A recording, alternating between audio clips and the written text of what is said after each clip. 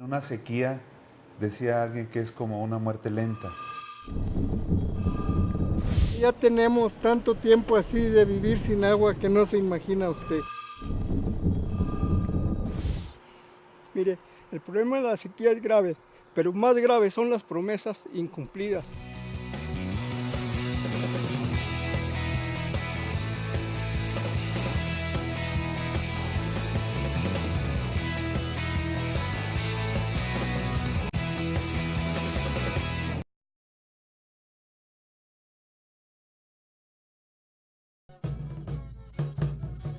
Así como la princesa Aurora durmió un siglo, la cultura maya se fue desvaneciendo a lo largo de 120 años sin que el dios Sha'ak, el de la lluvia, atendiera súplica alguna.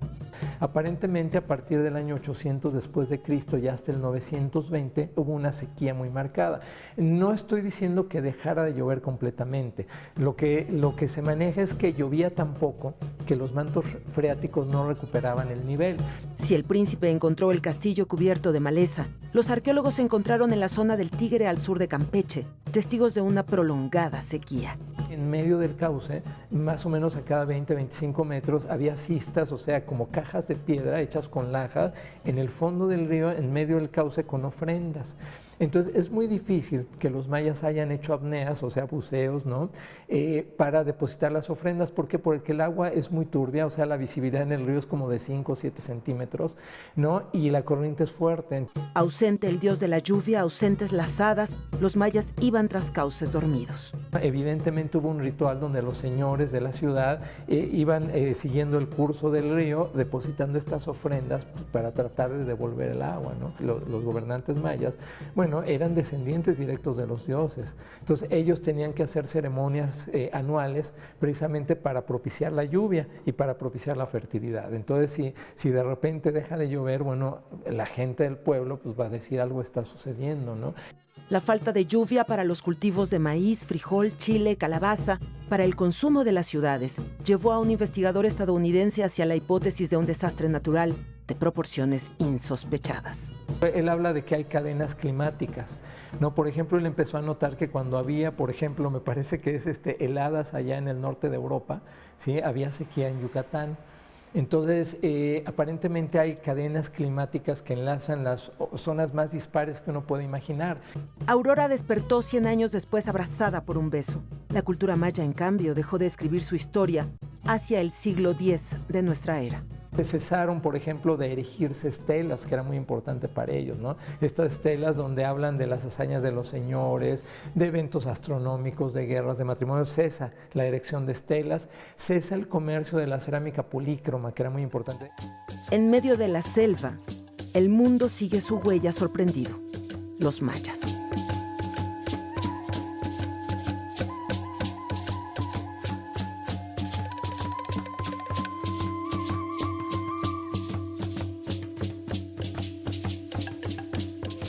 Hola, ¿qué tal? ¿Cómo están? Qué bueno que nos acompañan en un programa más del Observador. Esta noche muy especial, porque sí, gota a gota el agua se acaba. ¿Qué está pasando en nuestro país? Hoy el tema de la sequía.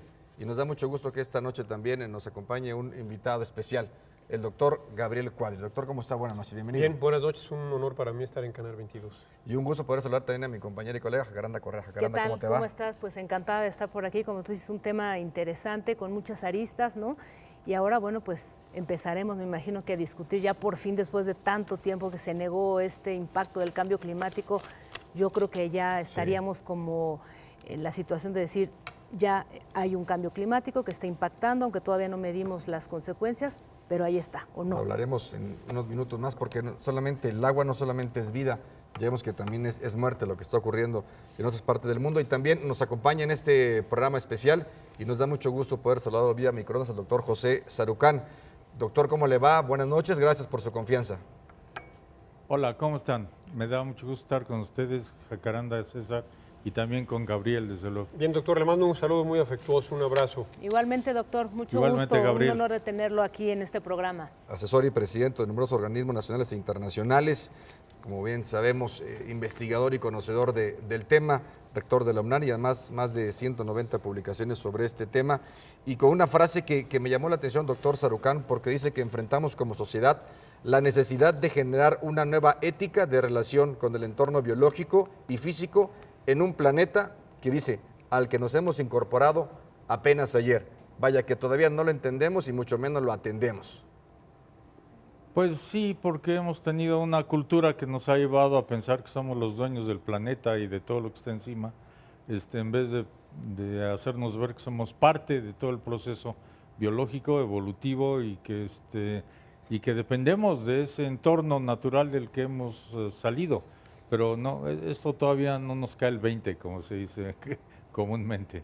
No, cayó el 20, Gabriel, tú que recorriste todo el país como ex candidato a la presidencia, ¿cayó el 20 a la sociedad? Yo creo que sí ha permeado esta sensibilidad, yo no diría cultura, sino sensibilidad hacia los temas ambientales, hacia los temas de la sustentabilidad.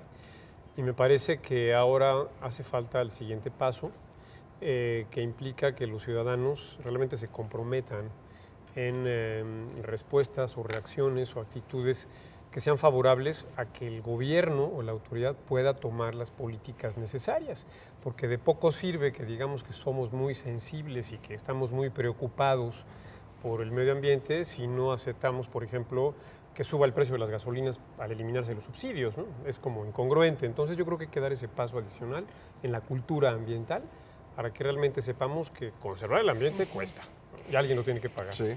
Aunque yo también pensaría ahí, y le pregunto incluso al doctor José Sarucán, me pareciera que hay una desvinculación entre las políticas públicas, como tú decías, que se aplican, y por el otro lo que ocurre con los ciudadanos. Pienso, por ejemplo, en el uso desmedido del automóvil, doctor, y Sí. gente cada vez más dispuesta a cambiar esta manera de transportarse, de vivir, cambiando por bicicletas, de otro tipo de transporte. Sin embargo, tenemos una industria automotriz pujante y en ese sentido las políticas públicas no contribuyen mucho a lo que la sociedad está pidiendo. ¿Qué pensar al respecto?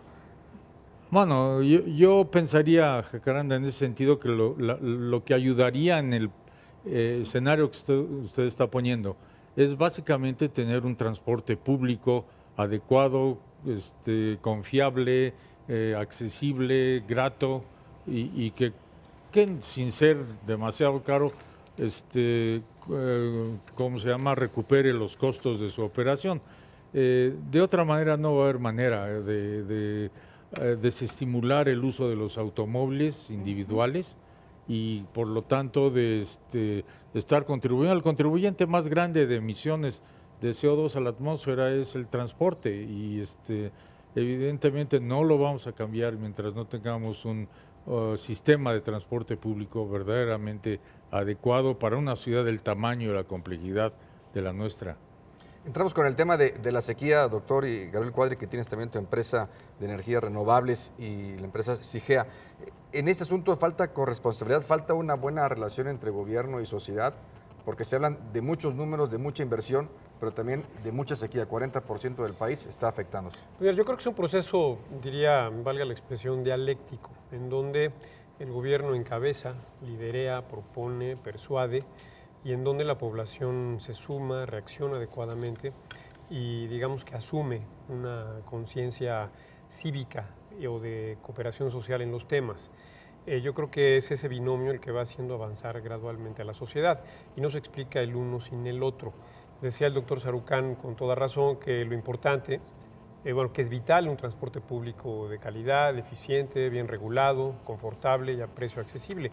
Ahora, pero también hace falta, por otra parte, políticas que incentiven a los ciudadanos a dejar el uso del vehículo privado, a usar el transporte colectivo, a vivir cerca de su trabajo, cerca de su centro educativo, a tomar una serie de decisiones de consumo y de conducta urbana que puedan catalogarse como sostenibles. Y me parece que hoy difícilmente los ciudadanos, por ejemplo, estarían dispuestos a aceptar un impuesto en las gasolinas. Y sin un impuesto a las gasolinas es, yo creo que muy difícil, yo diría que imposible, avanzar hacia un modelo de sociedad urbana distinta.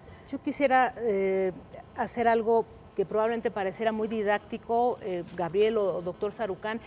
Creo que sería fundamental explicarle al ciudadano de pie cómo cada una de nuestras acciones evidentemente impactan hacia un cambio de clima y esto cómo se refleja en la falta de agua y en el problema de la sequía que vivimos por lo menos desde hace unos 15 años ya de manera permanente. Gabriel o doctor. Bueno, Doctor, adelante. volviendo a la pregunta de César, que era justamente sobre cuestiones de sequía hace un momento, yo creo que son varios componentes, yo no creo que podemos simplificarlo a una sola explicación. El asunto básicamente es que sí, ciertamente estamos teniendo una modificación de los patrones climáticos por la acumulación de CO2 en la atmósfera, por el calentamiento de la atmósfera, que pues trastoca todo el sistema climático del planeta y las relaciones con el mar, etcétera. Podríamos entrar en eso después si quieren. Por otro lado también, México está en un área intertropical y la mitad más grande territorialmente del espacio nacional, pues está en la parte más, digamos, tiene un área continental muy grande, está más alejada de la parte propiamente tropical, hay una parte que es extratropical, y esto hace que también haya ciclos muy marcados de lluvia y de sequías, y cuando es la época seca, pues es seco a fuerza, no nos queda de otra. El problema es que los patrones de lluvia a lo largo de varios años empiecen a disminuir de tal manera que esto empiece a tener efecto sobre la vegetación, sobre los animales que viven ahí y finalmente sobre la disponibilidad de agua. Hay muchas cosas que tenemos que tomar en cuenta aquí. Lo que no hay duda es que hay una tendencia muy clara a que hay crecientemente incidencias de sequías más intensas, incidencias de calores más intensos y por otro lado también tormentas y deposiciones de agua por huracanes o ciclones cada vez más intensas. Estos son los síntomas más claros de esa modificación del cambio climático. Yo creo que en general en el país hay una percepción de esto, de que está ocurriendo. Lo que no hay es una percepción de qué tamaño tiene que ser la respuesta de la sociedad, porque finalmente de ahí surgen los problemas. A eso queríamos llegar, doctor. Cambio climático, sí. Y que hagan presión para que las agencias gubernamentales, la industria, el comportamiento de las personas como consumidores de los bienes que la industria emite, produce, son elementos que hay que poner en juego para que realmente algunas de estas cuestiones empiecen a tener otro derrotero, otra vía de conducción. Según los números, 557 municipios del país afectados, 22 ciudades consideradas importantes por número de habitantes, se habla de 48 millones de personas, de lo que está pasando, que hay cada vez más calor, más sequía, lluvias intensas. ¿Cómo se le dice a ellos si no lo hace el gobierno? Bueno, creo que hay que explicar el contexto digamos, el escenario de causalidades de lo que ocurre. Precisamente la semana pasada se dio a conocer que por primera vez en la historia, desde que se tienen registros, las concentraciones de CO2 en la atmósfera llegaron a las 400 partes por millón. Que a lo mejor no le dice nada, bueno, no le dice mucho esto a la gente. No, pues, ¿cómo pero la última vez que en este planeta hubo 400 partes por millón de CO2 en la atmósfera fue hace 4 millones de años, cuando había todavía selvas tropicales en el norte de Canadá. Entonces, esto es para ilustrar la magnitud del impacto climático que puede tener a lo largo del tiempo este aumento en las concentraciones. ¿Qué significa eso? de CO2. O sea, ¿en qué repercute el CO2, por ejemplo? Es el gas de efecto invernadero por excelencia. Es un gas cuya molécula, que tiene, digamos, 2 átomos de oxígeno y 1 de carbono, tiene la propiedad de que absorbe la radiación infrarroja de la Tierra e impide que se disipe o que se refleje al espacio, y esto calienta la atmósfera, calienta los océanos, y esto va, como ya lo dijo el doctor Sarucán, modificando los patrones climáticos en la Tierra. Ahora, que va a haber probablemente muchas más sequías, eventos meteorológicos extraordinarios, escasez de agua en ciertas regiones, eso ya lo estamos viendo. Lo que hay que decir es que hay que adaptarnos. Ciertamente hay que tomar medidas para reducir las emisiones, pero es un hecho ya, que es imposible contener el cambio climático. Y se requieren políticas muy, muy claras al respecto. Las zonas, digamos, norte, centro del país, que son semidesérticas, son desérticas, van a sufrir, y me parece que hay que decirlo claramente, la agricultura de temporal no va a ser viable más en esas zonas y hay que pensar en cambios profundos en la organización económica y social de esas regiones y desde luego ir pensando en obras de infraestructura de adaptación para poder abastecer de agua a las regiones que van a sufrir esta escasez. Y eso requiere pues una política clara de adaptación al cambio climático en México. Sobre esto hablaremos al regreso, ¿te parece bien? Claro. Sobre las políticas y qué es lo que tenemos que hacer como sociedad también. Por cierto que hay un lema que dice, no dejes que nuestro futuro se seque. Lo cierto es que gota a gota el agua se acaba. Volvemos.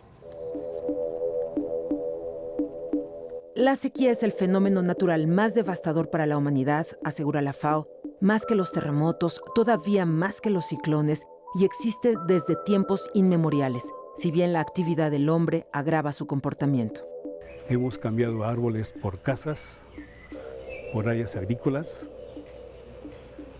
y áreas agrícolas donde se han metido más que nada cultivos que de verdad han sido destinados no para la alimentación, sino para otro tipo de fines, por ejemplo, los etanoles, ¿no? Caso en Amazonas que ha perdido, pero más de la mitad de superficie dedicada al cultivo del etanol, ¿sí? Y bueno, cuando en realidad podía haberse conservado como un gran bosque, una gran reserva de oxígeno.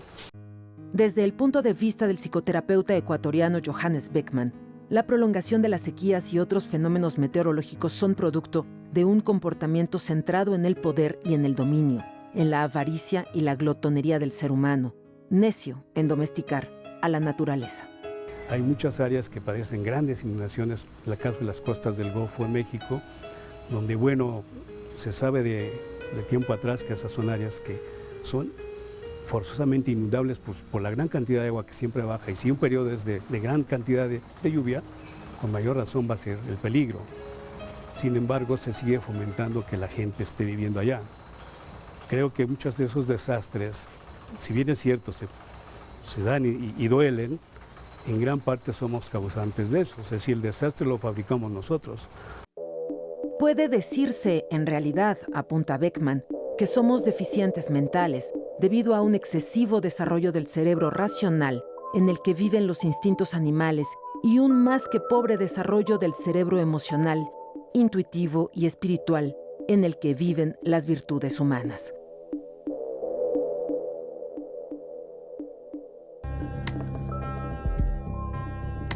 Cuatro de cada 10 personas en el mundo padecen la escasez de agua y ningún continente se libra de ello.